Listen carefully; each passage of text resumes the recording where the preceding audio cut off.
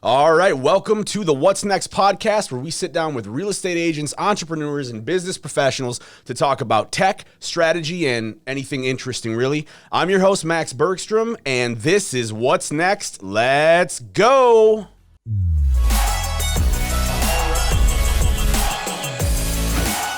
sit down with real estate agents and talk about how the industry is changing, thriving with technology. We look at strategy. We love it. Welcome to What's Next podcast.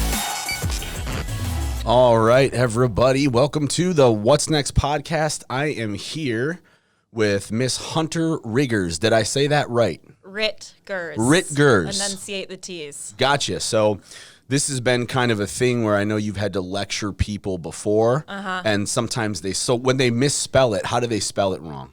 Riggers.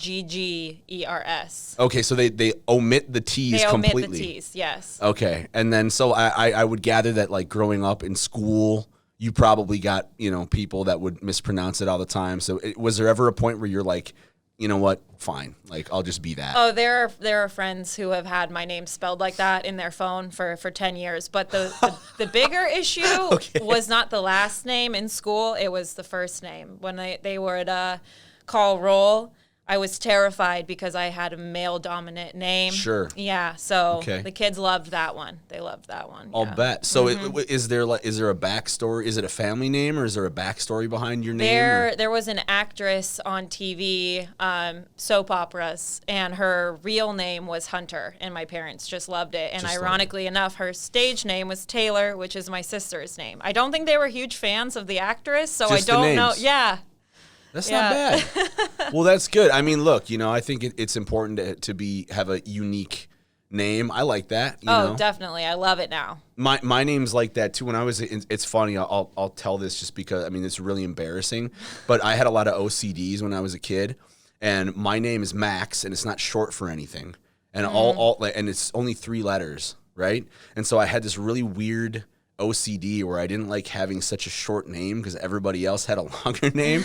And so for like a while, I spelled it with 2 X's. It was the most ridiculous thing. And when I look back at it now, I'm like, oh my gosh, like, what was wrong with me? But, we all have our things, I guess. Kids, man. Right?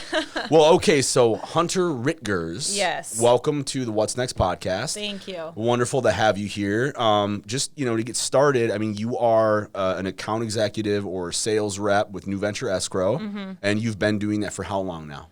Well, I've been a sales rep for Escrow for about 4 years now, and I've been with New Venture for almost a year and a half. Okay. Which is crazy. It's flown by. Yeah, for sure. Well, so tell me a little, like, I know I did some research from your social media and your presence, which is like top notch, by the way. I love all of your content. It looks to me like the big pillars of your life are fitness. I know you do some modeling and some competitions.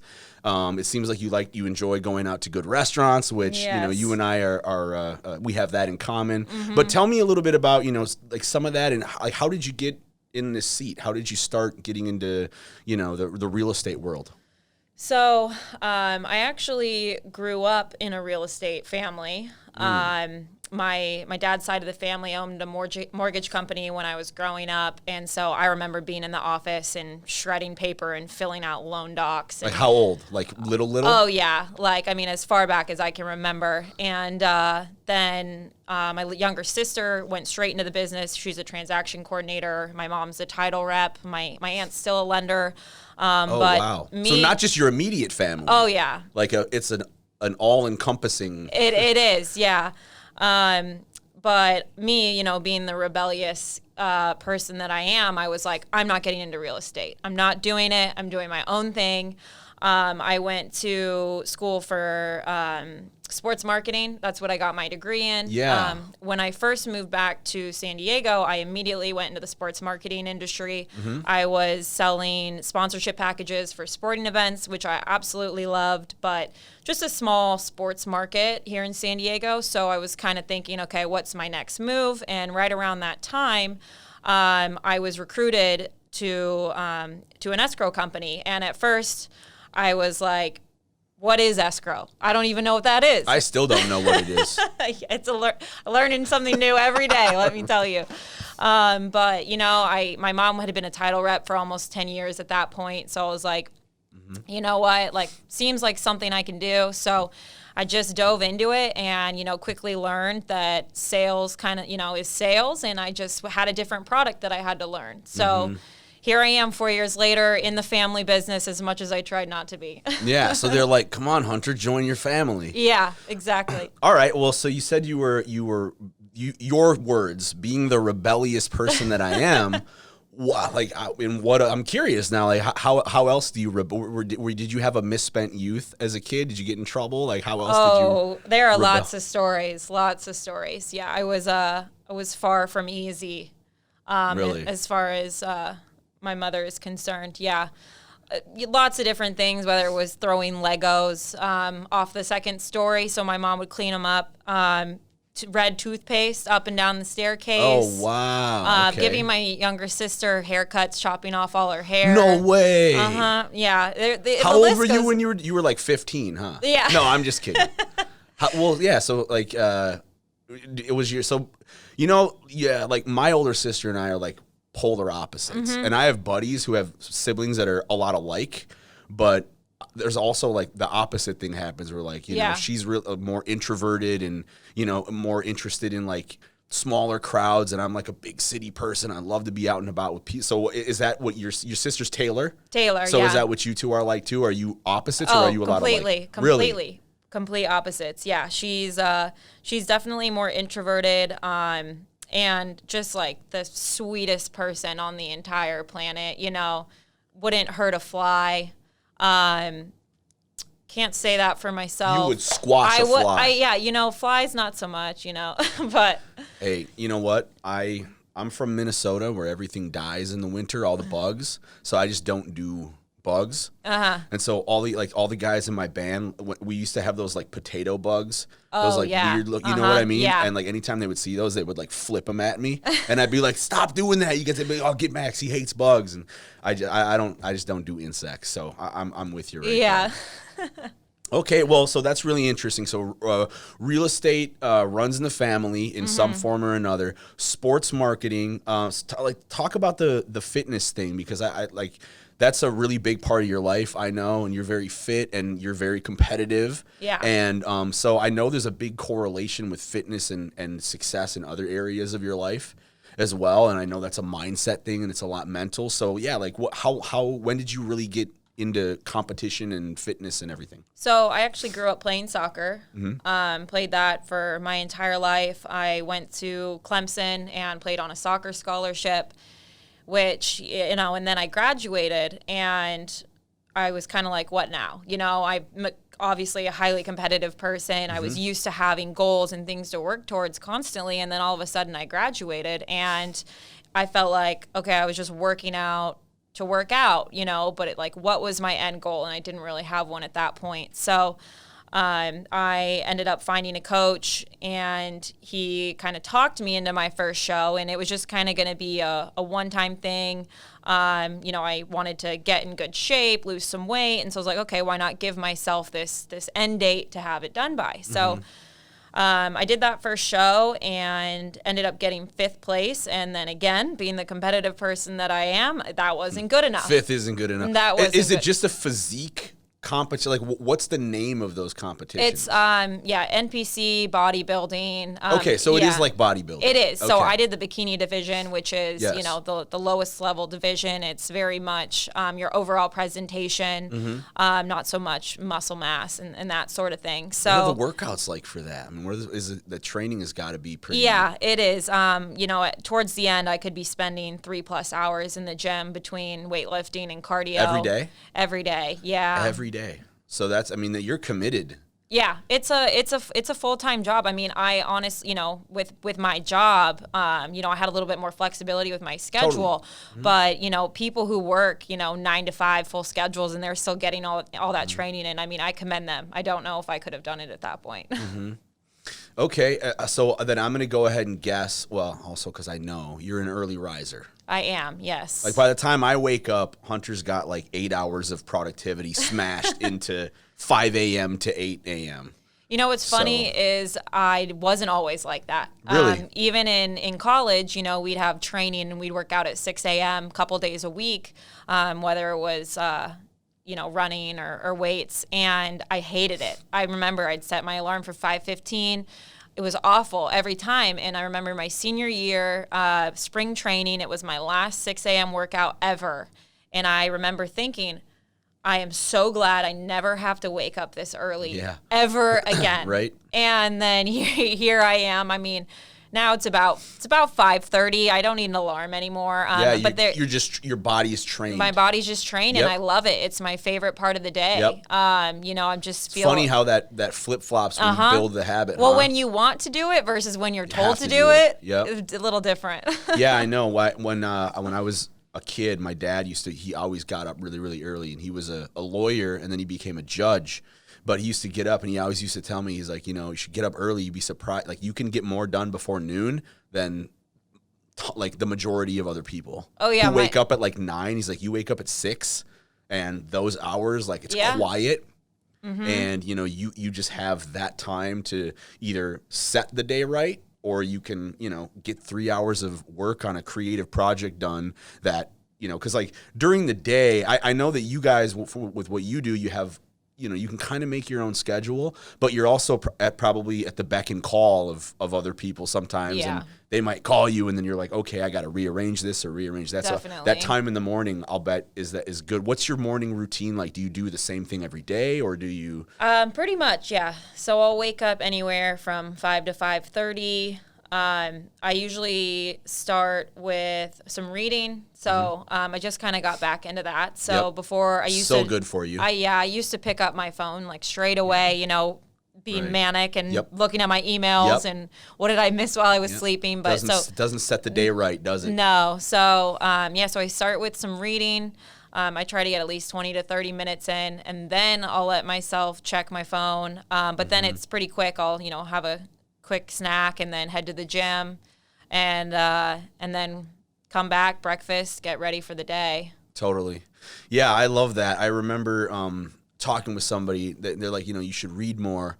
And I was like, well, I do. I read on my phone all the time. Like, no, like real reading. Yeah. Like there's a different, your brain sends, or it interprets your phone and the light and all that differently than actually reading a book. Mm-hmm. And like nowadays, I feel like our attention spans are so fragmented and so short. I don't know. Are you familiar with Cal Newport? Mm-mm. So Cal Newport is a scientist, and he wrote a book called Deep Work, which I'm reading right now. Mm-hmm. It's all about like the being blasted with notifications all the time in our cell phones, and it's how it fragments your focus. And there's a generation of people now that can't focus on things for an extended period of time. And I was reading this book, and I'm sitting here in the office working, and I'm like, oh my God, like that's me. And every time you divert your attention, it takes time to get like back in the sync of what you were doing. Yeah. And so that's why like doing things like reading books and meditating and having a routine where you're like, nope, I'm only focusing on this one thing right now. It's just like, I feel like it builds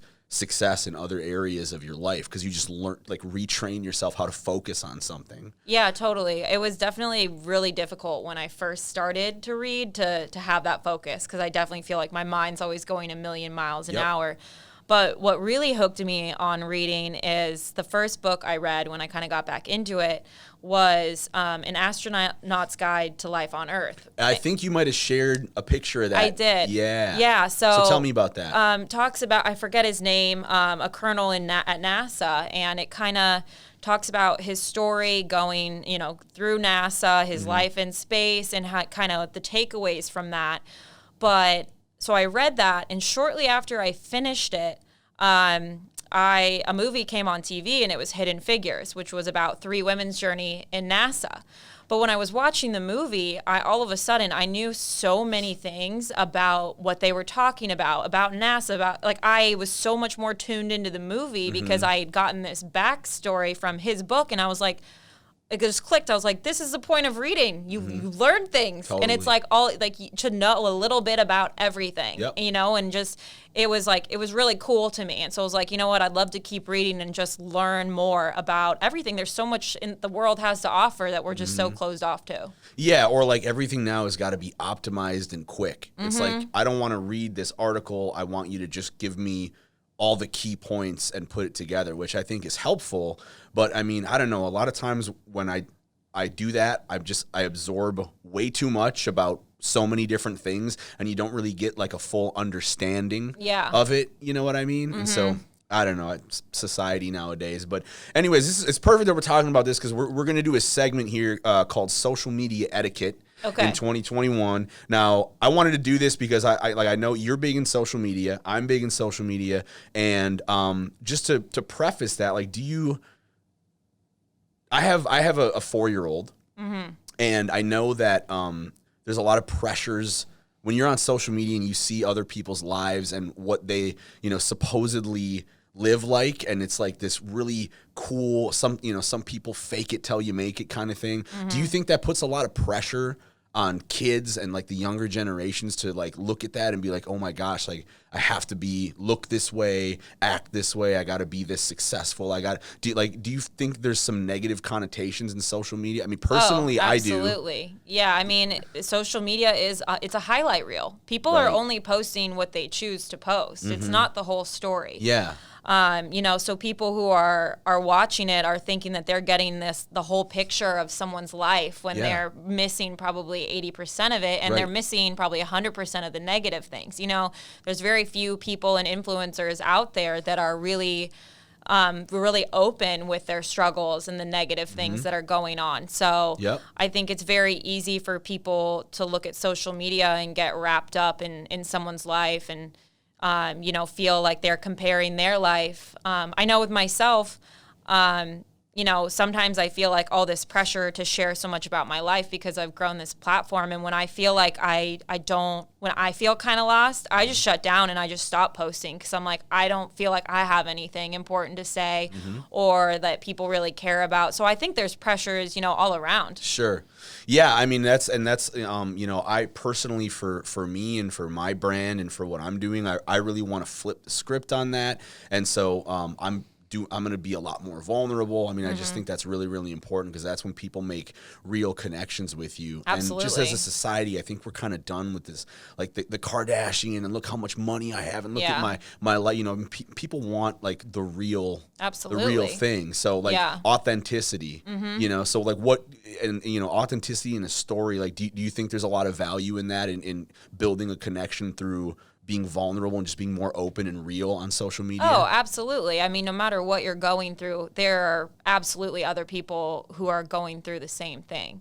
Yeah. So, and that's what people connect to. They want to know that you're human. You're a real person. Yeah. You are very open too. I mean, when I, in my conversations with you, here's what's going on in my life, and there's good stuff and there's struggle but you are very forthcoming, and it's made, like, personally, it's made it, I enjoy talking to you. Oh, well, I appreciate that. Yeah. I mean, I think through my journey and, on social media and everything, I did notice that when I was more open about what I was going through, I did have people that felt more connected to me. And in my mind, if I can help just one other person who's experiencing what I'm experiencing, and 100%.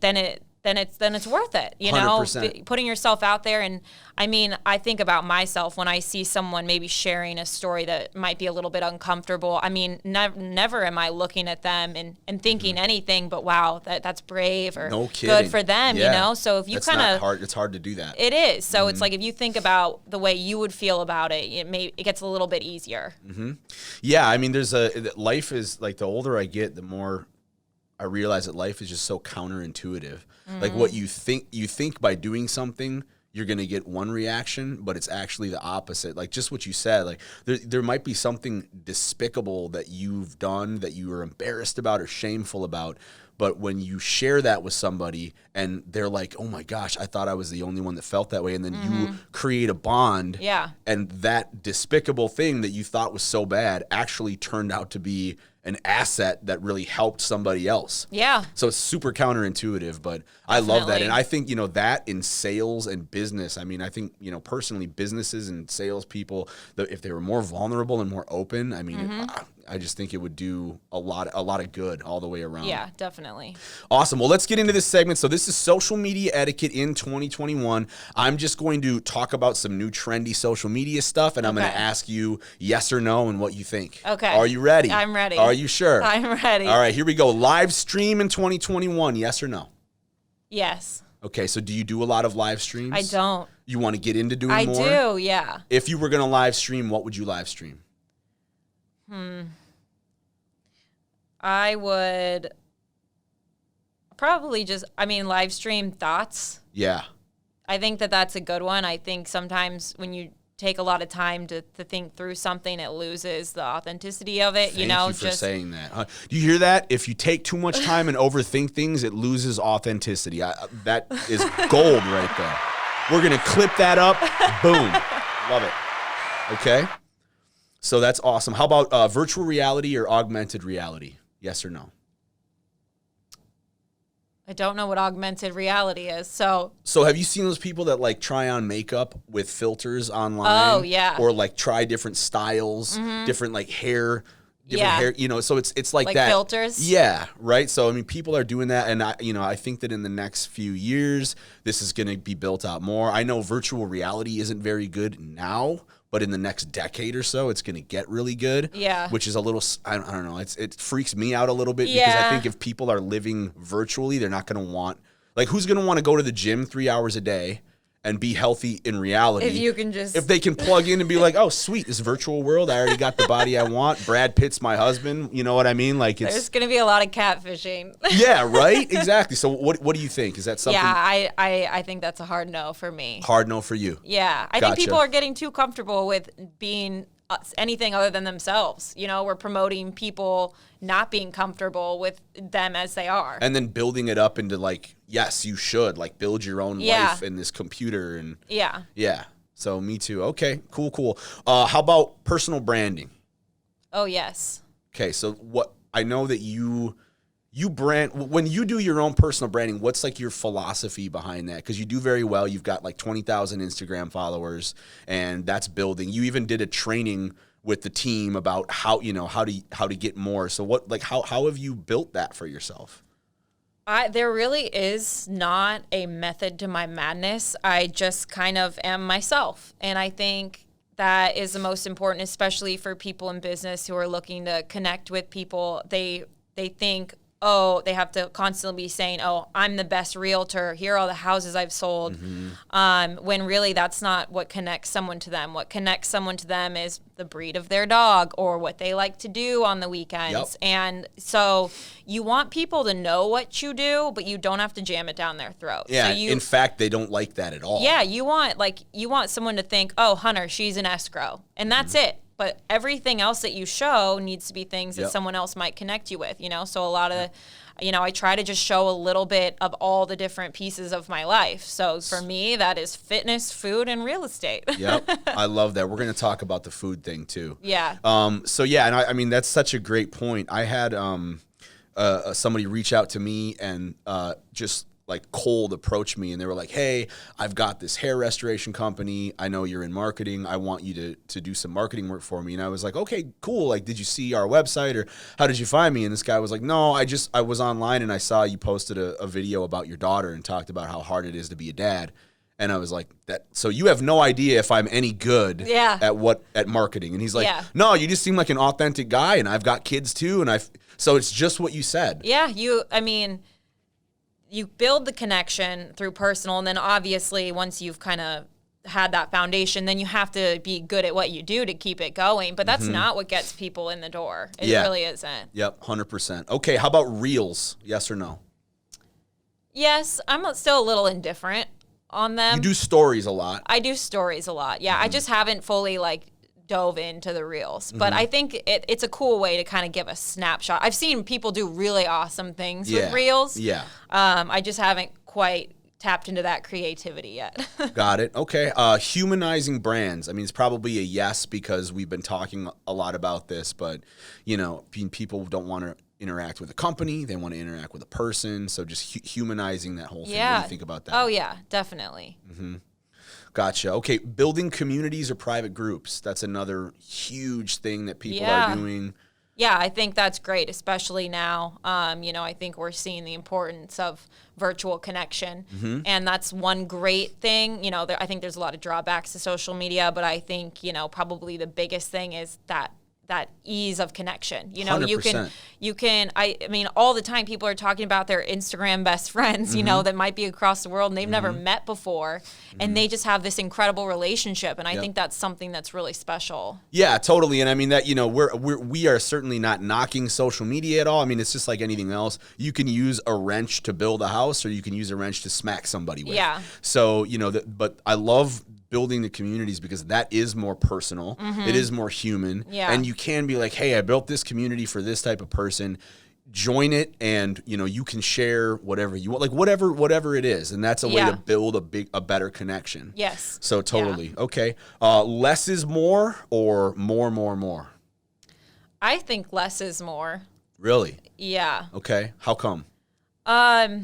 And you're, as far as like posting and content? Yeah, posting content. I mean, some people are like vomit content consistently, and they're like, nope, you got to stay in front of people. Other people are like, no, don't do that. I take it back. I'd say it just depends. There are certain people who post like stories all day long, but if they have great messages and it's of value, then then yes, absolutely. Then go ahead. Then absolutely post. But when you're just posting just to post constantly because you feel like you have to, then the message gets a little bit lost. If you're posting every single day, then someone's scrolling down your feed and they're like, okay, it's just a bunch of fluff. Yeah. But if you're posting once a week and everything, well thought out, valuable, then when someone's going to your page, you're like, okay, this person is intentional. I think so. It's about the substance. Absolutely, yeah. Just being intentional with your content. Don't just do it just because you think that you have to. Yeah, I've noticed with yours too, you are very clever with your captions. You usually have like a short, catchy, hooky caption that sometimes is a little snarky, a little sarcastic, but they're usually very good. Do you spend a lot of time to come up with those, or does that stuff kind of come naturally? It kind of comes, and sometimes I'll think of something beforehand, and then I'll just wait for the perfect photo for it. But I try to just kind of keep things lighthearted. I think one thing with social media is people take themselves really seriously, or someone will look at someone else like they're taking themselves seriously. So say I'm posting like a photo where someone might be like, oh, Hunter again, I kind of try to like make light of it or be funny or be like, I don't take myself, if I'm posting like a photo I did like for a modeling thing, I don't want people to think, oh, Hunter's so into herself. It's like, I'm making fun of myself. You know what I mean? Just kind of like add that personality back in. Yeah. Okay. I love that. That's great. Creative conversations, starting creative conversations with people. This is a new thing. People are in groups and they're, more one-on-one social media interaction. What do you think about that? Is that something that you've done more or you've seen more? Yeah, definitely. Again, I just think it's a way of bringing people together. People who complement each other and can work off of each other. Yeah, I think it's important. Have you generated business through Instagram and creative conversations? Yeah, I mean, I wouldn't necessarily say creative conversations specifically, but definitely business relationships through social media. And again, it's not because they're like, oh, Hunter preaches that she's the best escrow rep in San Diego. It's just because we spent the time. I mean, it's a way to like really get to know someone. You built a connection with someone. Yeah, exactly. And it's like one of my agents, we were social media friends for 2 years before we even started working together. And we went to lunch and we met for the very first time. And I mean, I knew his wife's name. I could ask him about his vacations. I knew so much about him before we had ever even sat face to face. That's awesome. Yeah. Super cool. Okay. Well, how about influencer marketing? Have you tried this? Have you considered becoming one yourself? I You're mean, gaining your following. I mean, what are your thoughts there? I've done small scale stuff, like there are things that I promote currently.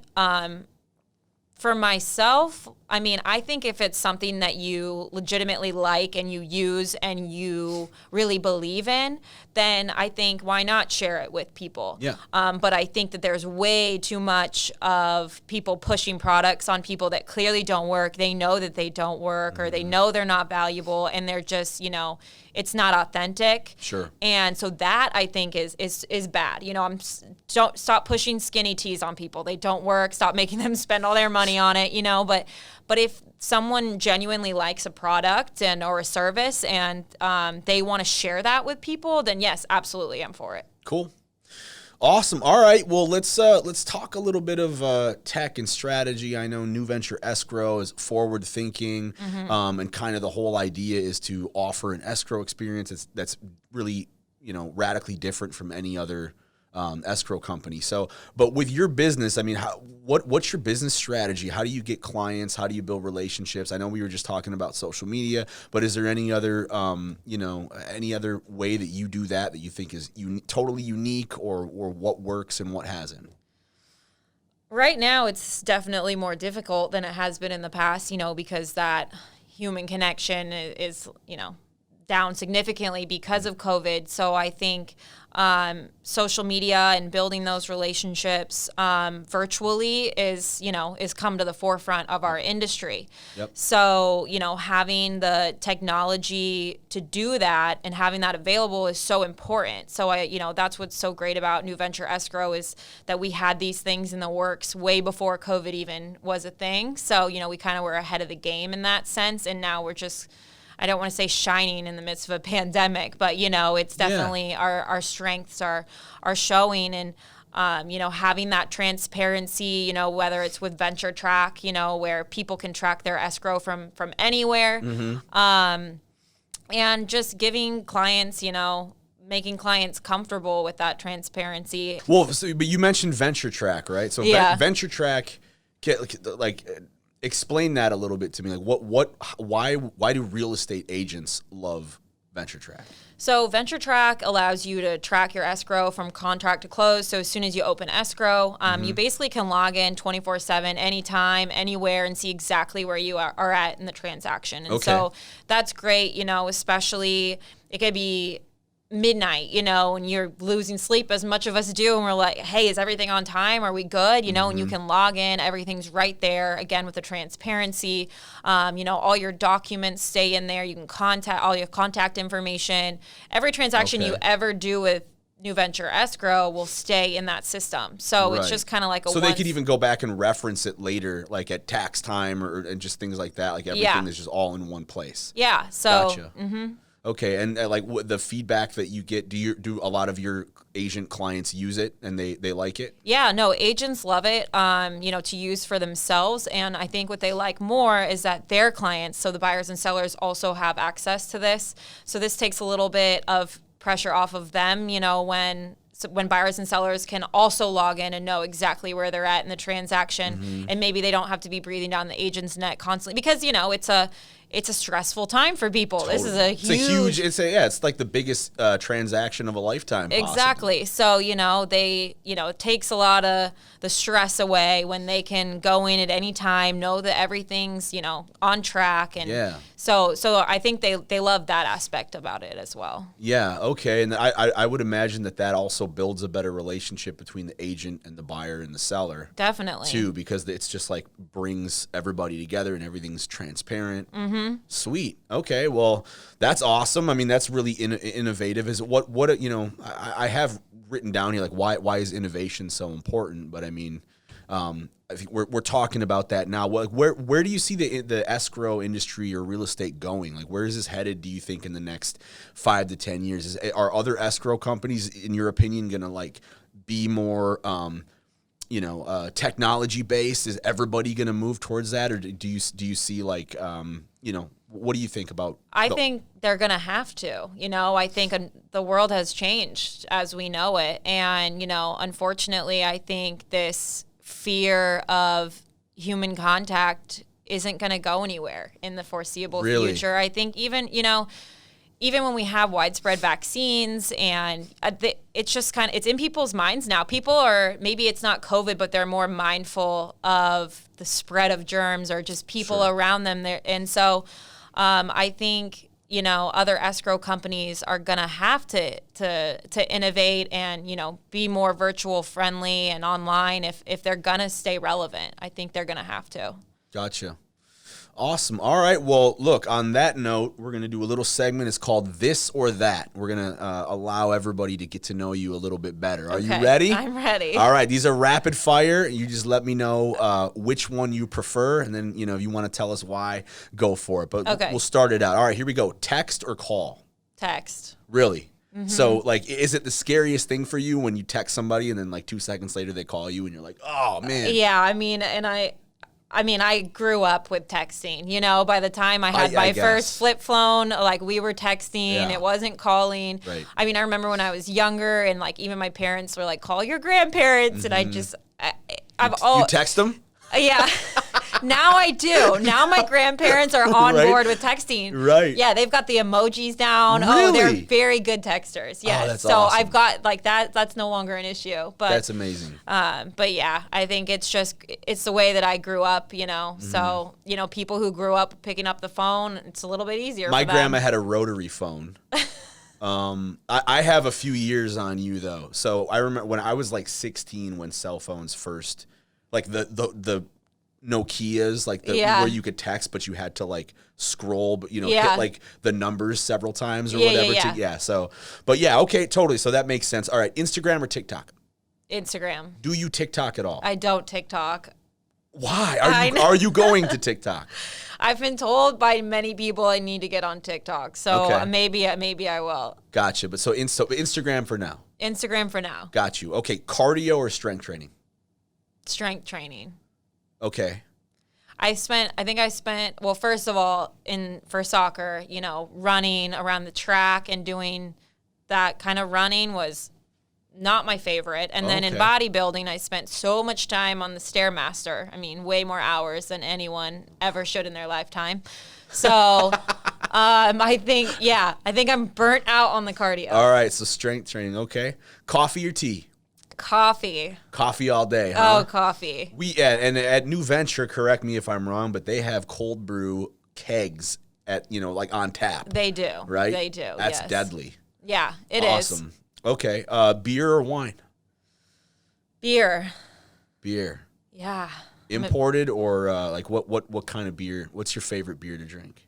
I love Belgian beers. Yeah. I don't. Blue Moon? Yeah, always love Blue Moon. Don't really like IPAs.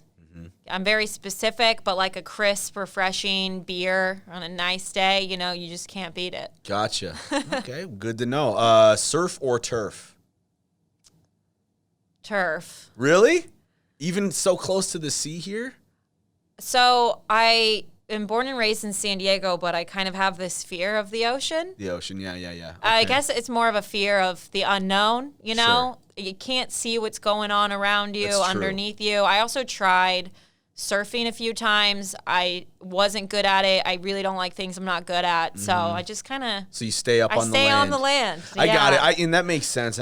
For me, it's I always laugh. People I'm like, you live right by the ocean. They're like, oh yeah, that thing. Yeah. And because I'm from the Midwest, and so I'm like, oh my gosh, this is amazing. And but I would gather people that live here. They're like, yeah, you grow up with it, and you're just kind of used to it. Oh yeah, I remember when I first went out to school in South Carolina, and we were 4 hours from the coast, and that was the first time in my life where I was like, oh wow.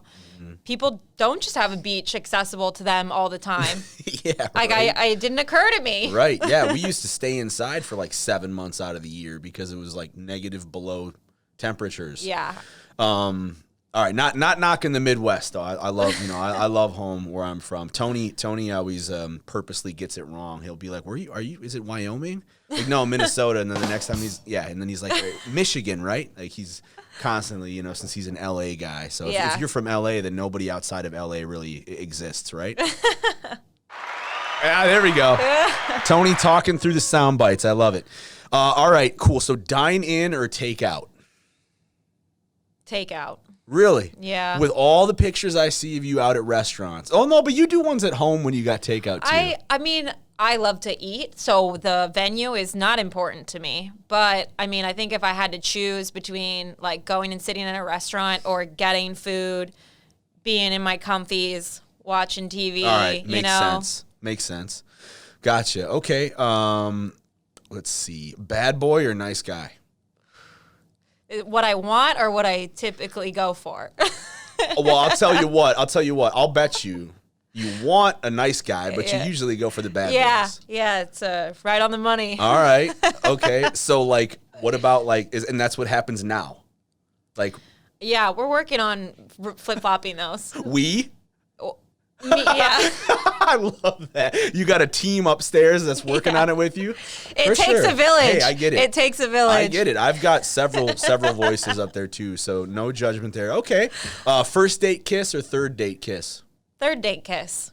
Make them wait. Exactly. Okay. Yeah. Yeah. See when it's a way to weed out the bad ones. All right. So see, that's how we are working on that. Oh yeah, no, women have a far better psychological game than men do. I believe in general. And so, like, how long does it take you to know if, like, you're actually gonna talk to, if you're out and, like, a guy's hitting on you? How quickly are you, like, just nope, like, in the back of your mind? Very quickly, like within seconds? Yes, and honestly, it's sometimes to my demise because there are people who I, like, write off right away, and then I end up getting to know, and I'm like, oh, wow, I actually really like this person. Mm-hmm. But I think that's just women, like, instincts, you know, when a guy comes in hot, is to be like, let me find a reason to reject. Yeah. Well, so what do you know? Like, I started wearing, like, better shoes recently, and I'm 36, so I'm, like, late to the game in this stuff, and I'm also newly single. I haven't been single for 10 years, but I started wearing better shoes, and I've noticed women have been like,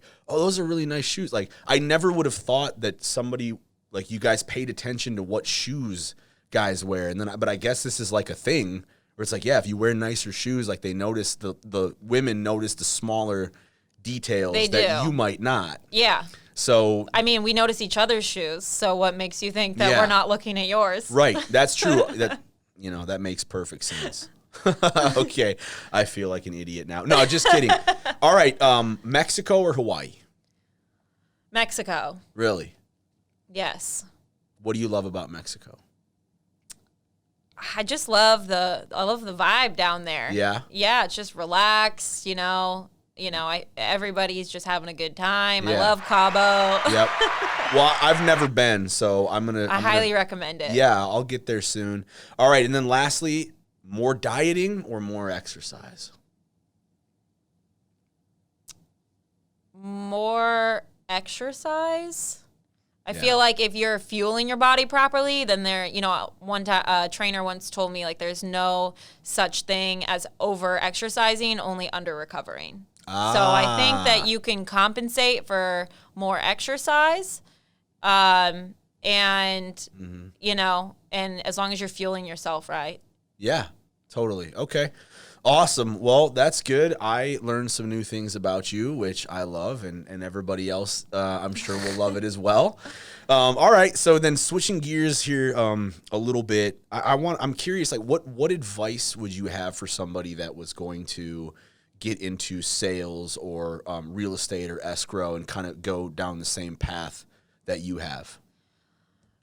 To not be too hard on yourself when things don't fall into place right away. You know, I think a lot of people look at sales positions and they see this great upside and they just kind of go in expecting for things to just kind of happen. And the reality of sales is it takes a long time. You know, we're talking about human relationships here, and that don't just form overnight. Yeah. So not to get frustrated, not to feel like you're failing if things don't fall into place right away. Right. It takes some time. It does. It takes some time. Yeah. Yeah. So then would you agree that there are really no shortcuts to real success? Yes. So anybody that's like 3 hacks for this or that, I mean, how much? No. Yeah. I mean, you really just got to put in the time and do the hard work, right? Absolutely. Yeah. Gotcha. Okay, so have there been any specific people that have influenced you or really helped you with mindset or with technique, or like anybody that you really look up to in the entrepreneurial space, or just really any role models that have really been beneficial to you on your journey? I think that my dad has played a really important role in that. My dad and I have been super close since I was young, and we joke because we're pretty much the same person. Yeah, it's not fun to argue with yourself, let me tell you that. But yeah, I mean, I've really admired my dad, especially because he's, gone through hardships, and his journey in business has not been linear. He's had really high highs and really low lows. And so watching him kind of fight through that was really inspirational to me, especially because I feel like that's kind of what life in general is, but especially like this business is. That's just, there are peaks and valleys. Mm-hmm. So being able to fight your way out of those valleys is so important, and again, down to the mindset of not letting, an off week or an off month, like just continue to pull you down. Totally.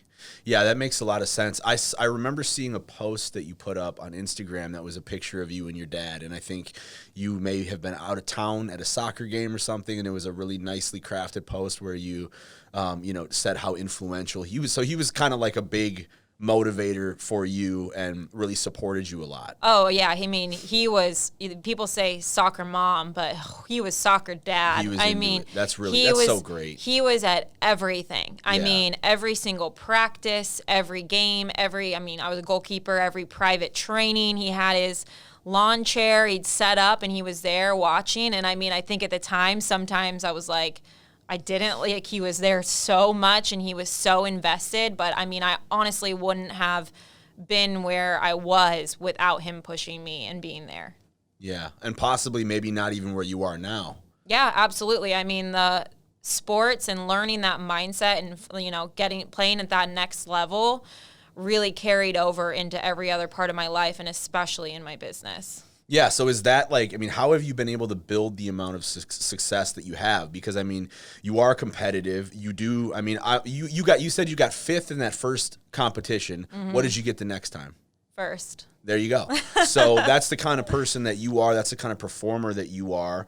How do you do that? Is it a mental thing? Is it just like whatever happens, I'm just going to get up every day and keep doing it? Like, how have you gotten to where you are? And I know like at New Venture, it was a slow burn at first too, mm-hmm. but now like I'm willing to bet that things are looking a lot better and you're on an upward trajectory. Yeah. Yeah. So how do you do it? What's your formula? So I'll tell you probably the most influential thing that happened to me in my life that I kind of took that mindset with me. And it would probably surprise people to know that probably what sports taught me the most, what happened is when I got pushed to second string at Clemson. All right. Because so up until this is soccer, right? In soccer, yeah. Got you. So up until that point, I was always a starter. Mm-hmm. Things came fairly easy to me. I had a natural ability. I was always on the field. My teams always won. It just kind of fell into place. So then I went to Clemson. I started every game my freshman year. And then I got hurt. We had another great player come in, and I lost my position. And I was on the bench for the most part for the rest of my career. And for the first time in my life, things didn't just happen for me. Yep. Didn't matter, how hard I was working or, things weren't just falling into place. And so at that point, I had to change my mindset. I had to say, okay, am I going to learn to take a new role on this team and contribute where I can, or am I just going to say, screw this and give up? Yeah. And so I just kind of had to take a different role. And, I think that my teammates and my coaches would agree that I did that fairly well, but that was a turning point for me in my life. It wasn't like, and I think that that's something that athletes struggle with a lot, especially high-end athletes when they come out of college or out of the pros, and then they're thrust into the normal world, and they're not used to being the low man on the totem pole again. Right. And so I think having gone through that experience and kind of already learning to change that mindset and learning to adapt carried over, because when I came into the escrow world, I didn't know anything. Right. But I didn't just get frustrated and expect things handed to me on a silver platter. I was used to kind of being like, okay, I got to work. I have to be able to learn. Totally. So I think that just more and more as I go through those kinds of experiences where it's not just easy, I'm kind of able to switch my mind in that way. So you've been able to kind of like replicate that in all areas of your life. Yeah, exactly. Yeah, that's super important. There is a channel called actualize.org, and this guy, his name is Leo Gura, and he does these like long video. I mean, some of them are like 2 hours long, but it started more like how to build a better life, and then like now he's like really on this like becoming a modern day sage trajectory. But he had this insight that stuck with me, and he's like, if you want to ace life, always choose the thing that is more emotionally difficult. So if you have two choices, waking up at 9 a.m., waking up at 5 a.m. Harder to wake up at 5, like it's emotional labor. Yeah. People talk about like, oh, like my body doesn't want it. It's like, no, it's painful emotionally. That's why you don't want to do it. And so, having a difficult conversation or quitting, staying and contributing where you can is more emotionally painful than quitting. But in the long run, that is going to pay dividends for you. Yeah. And quitting, like, you're done, right? Yeah. So like I don't know, I always think about that, like whenever I'm at like a crossroads, like do I do this or do I do that? I'm like, okay, well, which one is more emotionally labor intensive? And then I don't always bat 100, but I try my best to do that. Yeah. And usually coming out the other end of it, I feel a lot better. Absolutely. Yeah. So awesome. All right. Well, that's great. I remember when you first started at New Venture, I was looking at your social media and things like that, and I noticed like you were you have like very inspirational, a lot of stuff is uplifting, but you have the goofy element in there too, and then the modeling stuff, and then the rest, like the foodie thing. Like that's such like a big thing for you. And I was like, okay, like this first post, she's winning first place in a competition, then it's drinking coffee, and then it's eating like this giant chicken sandwich. And I'm like, dude, this girl is really, really cool. And so like I love what you're doing. I like the content on social media. I think it's really, really cool. We're going to play Finish the Sentence in a second here, which is our last segment. But before we do that, if somebody wanted to connect with you, how would they do it? Like, where can we get at you? You like to text, but is it email, Instagram?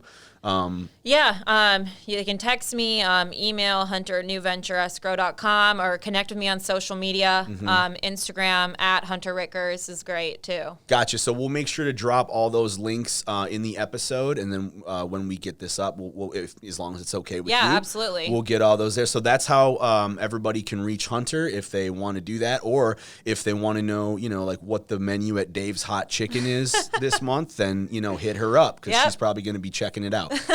Awesome. All right. Well, finish the sentence. It's pretty self-explanatory. All right. You just finish the sentence. Okay. So if I wasn't at New Venture Escrow, I would be eating. All right.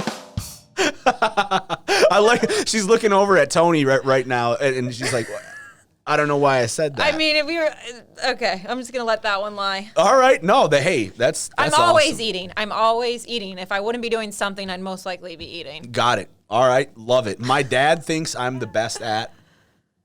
I was about to say eating again. Soccer. All right. Soccer. And then parentheses, eating. All right. Can we just finish the rest? Should for we just sure. run down the line? Yeah. My go-to vacation spot is? Cabo. All right. My favorite thing to eat is? Burgers. Oh, I love that. Yes. I knew I liked you. My favorite hangout spot is? My couch. Your couch. All right. Is it like a super plush? It is. It's actually a funny story about the couch. My parents bought this giant sectional back in like 2003, and throughout the years, it was like a 7-piece. Like it was huge. And throughout the years, was it like an L-shaped thing that went around the whole room? I mean, my entire soccer team used to fit on it. We used to sit on it at the same time. Like this thing is ginormous. Right. And the pieces of it have slowly moved throughout the family at different times. Like my sister's had a couple pieces of the sectional. My mom's had it. Now I have 3 pieces of the sectional. But this thing, it's still going strong. It's very, very comfortable. Cool. Well, maybe you can pass it down someday. I will actually be selling it. So if anyone out there is looking for a sectional, please let me know. There you go. At Hunter Rittgers, New Venture Escrow, if you need a new couch. All right. The best drink in the world is? Margarita. Margarita. Love it. On the weekends, you can find me. Eating. All right. The craziest thing I've ever done to one of my exes is? Oh. I don't know if I've done anything crazy. Well, that's a lie. Calls herself out right after. That's a lie. So he wasn't an ex at the time. Can it be while we were currently in Absolutely. Yeah, he wasn't answering my calls, so I scaled the walls of a bar to peer in the windows and see if he was in there, and I watched him for a little bit. No way. And then I sped away. I was like only like 20 at this point. Okay. So I mean, it's not that long ago. All right. But and then as I was like pissed off and got in my car to drive away, one of his friends came out and was like, Hunter, and I was like, he can't see me, and I just sped up, and like he totally saw me, and then just claims that I almost ran him over as well. So not only was I spying on my ex, but I almost ran his friend over. So did he find out, and was he like, what the F? Yeah. What was that? I mean, he just kind of, it was what it was. I got it. Yeah, for sure. Well, hey, I think, at one time or another, we've all done something semi-similar to that, so yeah, no big deal. Okay, well, that's a great story. Thank you for sharing that. I have the best day ever when I... work out. Okay. And eat. Gotta do both, right? Exactly. Yes. Fuel your body and then burn it all off and then refuel it, baby. Exactly. I got it. Okay, cool. Love that. I've never told anyone that I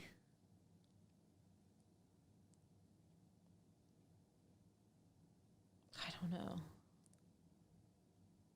It's a tough one. I know. I'm pretty open book. I don't know what I've literally never told anyone.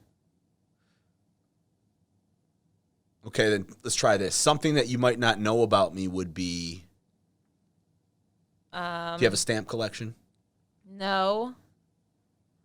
I am a sci-fi nerd, though. A sci-fi nerd? Yeah. Okay, like Star Wars, Star Trek? No. Battlestar Galactica? I'm more of like, I'm really into aliens. Okay. Alien theory, ancient aliens. Yeah, Ancient Aliens is the business. I love that show. I mean, they're coming. I mean, come on. They've admitted to UFOs. I mean, everybody's just got to accept it now. Yeah. Funny how that's gone under the radar, though, now with COVID and the election and everything. For sure. Somehow people were just like, didn't care about the fact that the Pentagon said that they found UFOs. For sure. Well, did you see that, like, I want to say this is like 2013, but some Canadian official, he may have been the former prime minister, like was in a courtroom, went on the record and was like, there's 3 or 4 different types of aliens that live here currently. This is what they are. There's some under the Pentagon in the United States, like disclosed everything. And they had it like on YouTube. Like you can watch that stuff, but seriously? Yeah, seriously. How did I not know this? I'll share the video with you. I'll find it and I'll share it. Please do. But yeah, I'm really into that stuff too. Like paranormal, aliens, ancient aliens I find really fascinating. Eric Von Daniken,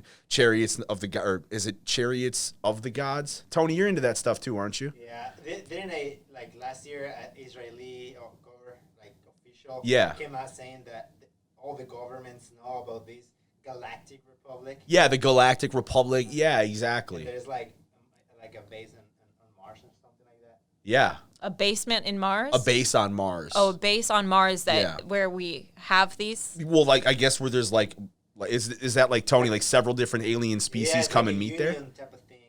They haven't released information because we're not ready. All right. Oh, this is wow. Yeah, no, this is blowing my mind right now. Yeah. I'm so excited. So we're obviously we're all living in harmony, I guess. I mean, so that was my biggest fear when it came to the aliens is, when this finally goes down, which it's going to, is this going to be a friendly encounter, or is this going to be a world takeover? Like, are we going to live in unison? Like, but if that's the case, then bring them on, bring them out. I always wonder, like, I can't remember what movie it is. So Tony, if you remember, just shout it out. But there's a movie where there's aliens here, and they talk about something similar about like joining the galactic republic or something of that nature, and the humans are like, well, why haven't you invited us? And they're like, are you kidding me? Like, look at what you people do. Like, we don't want anything to do with you guys. We promise we'll leave you alone. It's fair. That's right? Definitely fair. So I know, like, I'm into a lot of this stuff too, and I think like globally consciousness is elevating.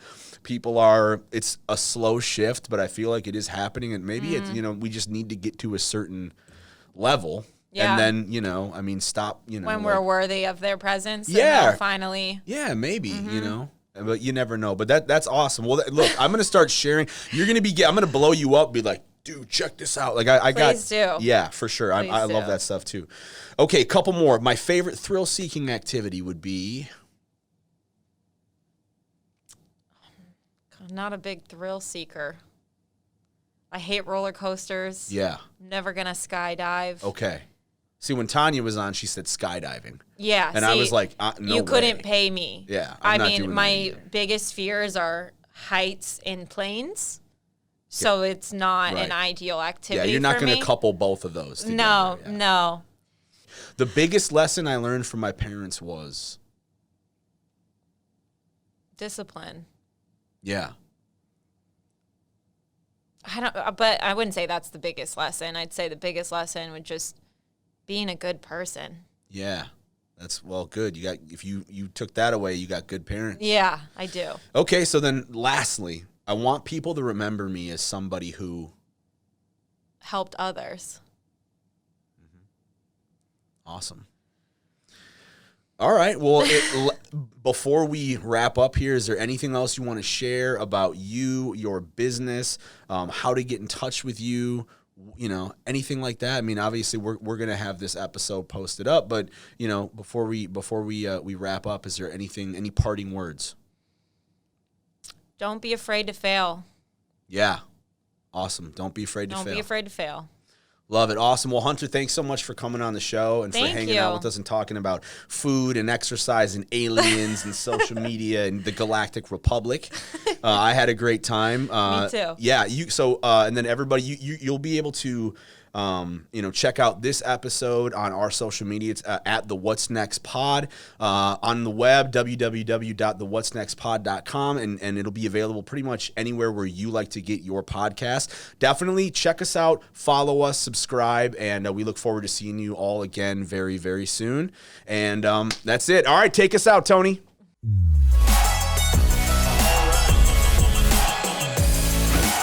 You sit down with real estate agents.